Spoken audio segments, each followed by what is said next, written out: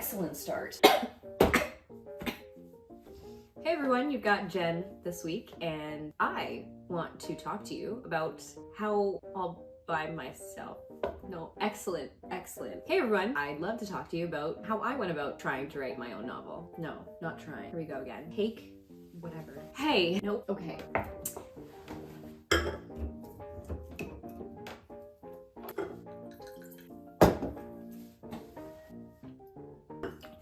Yes. All right. Hey everyone, you've got Jen this week, and I'm going to talk to you about how I wrote my novel. We've talked about this. It doesn't take much to start. It takes a tiny little idea, or even just a style of scene that you want to write, or a specific injury you would think would be cool to implement and then heal possibly. If you have any kind of idea moving forward, it's super simple to just build off of something. The hard part is finding that something. But for the sake of chronological order, I'm gonna start from the beginning. If you've seen our first video, you could probably deduce that I wasn't the driving force behind writing books, Jenny and I. I was more of a chatter. As she was writing and filling out templates, which I will totally explain later, I would just be chatting about ideas that I might like to write about and what point of views I think I'd be good at writing. It was more banter and, ooh, if I were to write, I would write this. But talking about it enough, more from one idea into two ideas into four, and then there was exponential growth further on, and all of a sudden we've plotted out half a novel. Having a writing buddy, truly, if I could recommend nothing, I'd recommend that. While Jenny was filling out her templates and talking about her ideas and where she wanted her characters to end up, I started having actual feasible plot points that I could put into what I deemed would be kind of an interesting story to write about. And when she forced me to actually finally write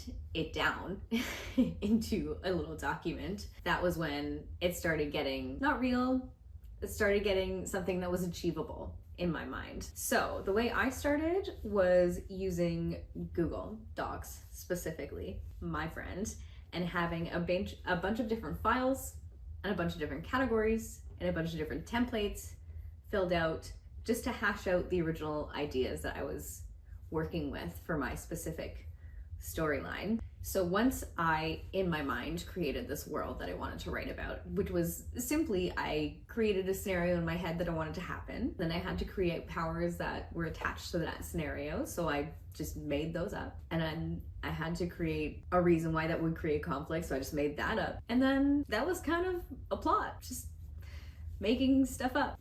Right. So once I had my general ideas, I filled in these templates. We've spoken about them before. If you've seen our original videos, you would recognize the name Abby Emmons, and she has these character profiles and 3-act story structures, and we were using the whole entire time. So in chatting with Jenny, I had my idea, worked on my idea, made it into a plot, plugged my plot line into an ideal storyline, just made a little document, started writing my ideas down, put things in chronological order as to when I wanted them to happen. And then I started creating my character profiles. So curating the main people in my book that I wanted to write about.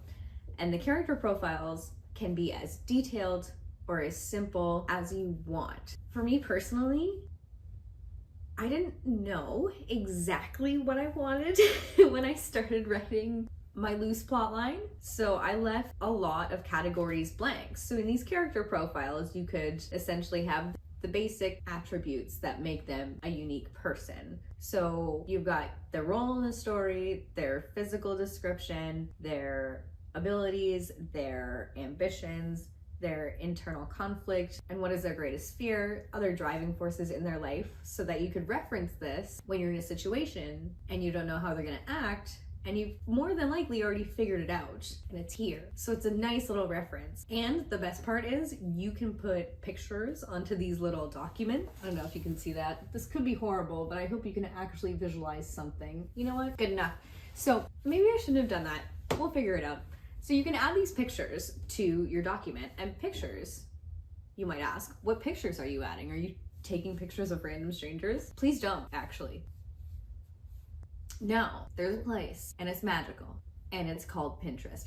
And we love Pinterest. There is a fan art and character drawing, some artistic rendition of anything you've ever wanted. You can just search it up on Pinterest, copy and paste that picture, and just describe what you're looking at. And it is so nice because you've already thought about it and it's right there. And you can describe their nose in like 8 different ways later. So once I filled out the character profiles for my main characters and the side characters that I was thinking of adding to my plot, I started plugging things into another template called the 3-act story structure. So that kind of breaks the story down into beginning, middle, and end. So set of conflict resolution, as most stories are often broken into. All that the 3-act story structure accomplishes is breaking down the beginning, middle, and end of the story in digestible, easily chunked parts that make a logical sequence that further the plot along. So working through the 3-act story structure, I plugged my ideas into these digestible parts and very easily turned my very loose, not very thoroughly thought out situation of how I wanted my characters to get from point A to point B into logical, detailed descriptions and sequences for the things I wanted them to do. And then once you filled out the templates, it's just building off what you've already done. So the ball keeps rolling and rolling and rolling. Once I fully filled out my 3-act story structure, that's when I could start filling out my scene cards, starting from the very beginning. And the scene cards, they're just simple guides to make sure that your scene has a purpose. So, I mean, everybody's read novels, and you're reading and you're thinking, why are we here? Why are we here? It's interesting, it's beautiful. I love hearing about fantastical trees, but why are we still here? So the scene cards are a really good reminder that your scene also has to have a beginning, middle, end, and a purpose, and a driving force at the beginning of the scene that is either different or amplified at the end of the scene, so that the characters have some place to go and something to do. The way this guy accomplishes that is by just asking prompting questions. It starts with the goal of the scene, and then it gives you the setup, where the characters are coming from prior to entering the scene, what's their driving force, some questions about what they're dealing with, or internally or externally, what conflicts they might be dealing with. And then it asks you to describe a crossroads of the scene, what changes for them, what might be a roadblock for them, either internally or externally, what's the outcome, and what's the new question they have to answer after that scene. And then a little spot for dialogue. So that's great. When I wrote out my scene cards, I felt that I added so much detail. And when I was writing the scene cards was when I actually ended up going back and filling in my character profiles and all of those other templates a little bit further. I really got a lot more information thinking about the specific tiny details when I was writing them out. And then I had such a better view of the bigger picture. So it was only after the scene cards that I actually fully finished my character profiles, which also helped me actually fully finish my 3-act story structure, and then I could start my manuscript when I was fully comfortable. And now we're here with a whole manuscript. So it went well. Timeline wise, I can't lie. I'm working full time, was doing this in my spare time. Summers are busy. I started brainstorming in, come on, stop doing this. You know what's wrong. See, you wanna move, you know what's wrong. I have no idea what I was talking about. But essentially, I, as a human being, was absolutely incapable of starting my manuscript until all of my templates were filled out. And once that was done, the only reason I actually eventually got everything done is because we gave ourselves a time crunch and said that we would actually start writing our manuscripts in November, because it was NaNoWriMo, National Novel Writing Month, and we were all gung-ho about it. We're gonna write some novels in November. And we realized that we had been planning these books for over a year. Mind you, we had been living full lives, working full time. After curating this idea for over a year, it just felt, why would I be doing that if I wasn't gonna at least try and write a manuscript? So in November, did I write every day? No. However, did I write more often than I didn't? Yes. And I'm very happy about that. And I still have a novel. I'm still a hobby author, and Mo is still here. And that's really the hard part. You have all of this room to do whatever you want, but that also works as like this crippling, open-ended option. You could do whatever you want, you know, or you don't know. But the most difficult thing to do is to park your judgment at the door and just start writing. So Jenny and I had this little saying, you cannot sit in the editor's chair when you're sitting in the writer's chair. You can only occupy one chair. You can't do both. If you're critiquing the way you're writing while you're writing, you're never gonna write anything down. And also, think of all of the silly, outrageous, incomprehensible, random things that you've read in novels that don't really make sense, but they just blanket explain something not incredibly well. Think of all the things that you've read and rolled your eyes at and have lived. You still kept reading. You made it to the end. You probably finished that series, that novel. You still read it. Silly things are allowed. And also, this is the first draft. You just have to make sure that everything you write down is judgmentless. And beyond that, just keep writing. I think we made it a goal to try and write 100,000 words in our manuscript in November. Did I reach it? No, I obviously didn't. That was crazy. Jenny made it a goal to hit 100,000 words in November. I made it a goal to hit 50,000 because I aimed lower, and I'm thankful that I did. So when I was writing my manuscript, I essentially followed the 25-minute, 5-minute break sprint interval that you've seen us do on our channel before. It's a really great burst of productivity. It's a really great way to just get your brain going. In my experience, it was just really nice to wind down my night with an hour writing sprint. It was nice, felt good. In November, we started writing. Did I finish my novel in November? No, absolutely not. It took probably another, did it take a year? Did it take like another year to write this thing? So after I did that, I have my first draft on my Google Doc on my computer. The thing I started doing, so I have these templates and I have these character profiles and I have these scene cards, and they are great. Now, things that I learned along the way that I think are super valuable. Excellent question. Glad you asked. Tips and tricks? I got it. When you're filling out your 3x story structure, use different colors to differentiate the internal conflict of your characters. Make the external conflicts, the plot lines, the things that make them move from one location to a different location. Making the fonts different colors is just yet another visual cue that you have the same idea happening at the same time, but they could be driving two different forces. And instead of making that one chunky big paragraph, you got two different paragraphs that are technically happening at the same time, but you can visually see that. And I found that incredibly helpful. Something else that I found helpful, keeping random note documents along the way. Just do it. Have an idea, just write it down. It's so easy to forget something that you've said or something that you've thought just one time. These are all just things. Will they make it in the novel? I don't know, maybe, probably not, but at one point I thought it was something that could make it in.